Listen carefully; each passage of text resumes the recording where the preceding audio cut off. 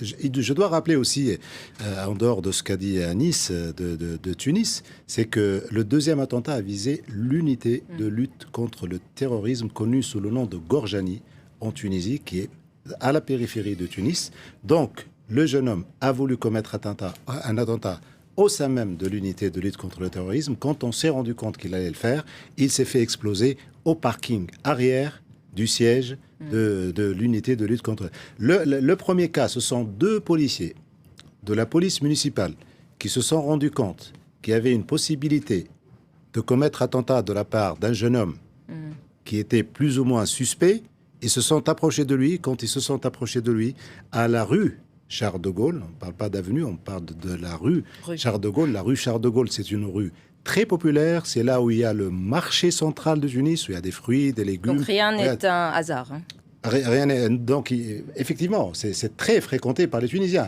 À partir de 5h, 6h du matin, il y a de la circulation dans cette rue. Et il y a eu effectivement 4 blessés, dont un dans un état grave qui a été transporté à l'hôpital militaire. Il y a 2 autres aussi qui ont été admis en urgence à l'hôpital. Et d'ailleurs, là, on vient d'apprendre, Taoufik, vraisemblablement qu'il y aurait un policier décédé après cette explosion. Il y en avait un qui était dans un état grave. Voilà. Qui était dans un état grave. Rappelons aussi, comme il l'a fait Gauthier, c'est qu'on est dans un contexte avant élection.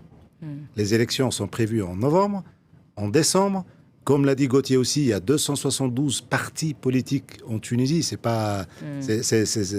n'est pas rien. Il y a une explosion de partis politiques. Il y a beaucoup de choses qui se passent en ce moment politiquement. Tout le monde se prépare. On ne sait pas qui c'est qui va se présenter, qui ne va pas se présenter. Beaucoup ont tendance à vouloir se présenter aux élections présidentielles. Donc, ça se chamaille un peu partout entre les partis politiques, à gauche et à droite.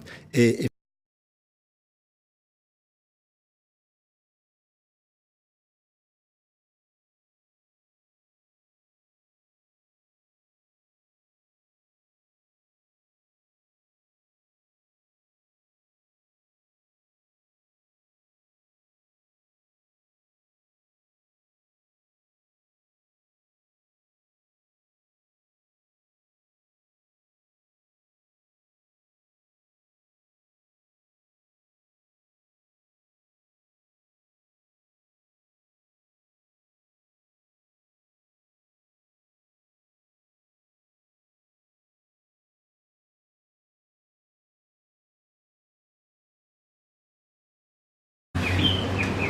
il me dit, prends une tablette, écris ce que je te demande d'écrire.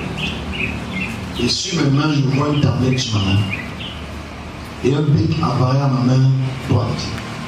Il me dit, dis-leur que l'Afrique va être transformée. Dis-leur que les pays du nord au sud, je vais changer leur président. Dis-leur. Dis-leur ce qui se passera en Afrique du Sud. Dis-leur ce qui se passera au Zimbabwe. Dis-leur ce qui se passera en Angola. Dis-leur ce qui se passera au Cameroun. Dis-leur ce qui se passera au Ghana, en Égypte, en Tunisie, au Maroc, en Algérie. Dis-leur ce qui se passera dans tous ces pays. Parce que je veux tous les changer. Ils ne m'en ont plus. Écris-le. Ok, je vais écrire. Je veux absolument descendre. Il dit, viens encore, je te demande quelque chose.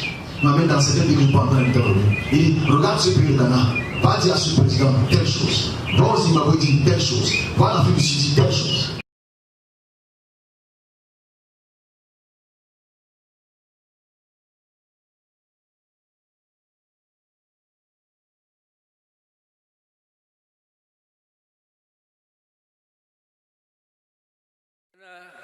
Le jour même où 2 attentats ont lieu dans son pays, le président tunisien a fait un malaise et a été hospitalisé.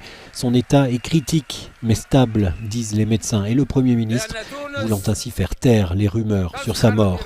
Âgé de 92 ans, Beji Caïd Essebsi a été victime d'un grave malaise et a été transféré à l'hôpital militaire de Tunis, a écrit la présidence sur sa page Facebook.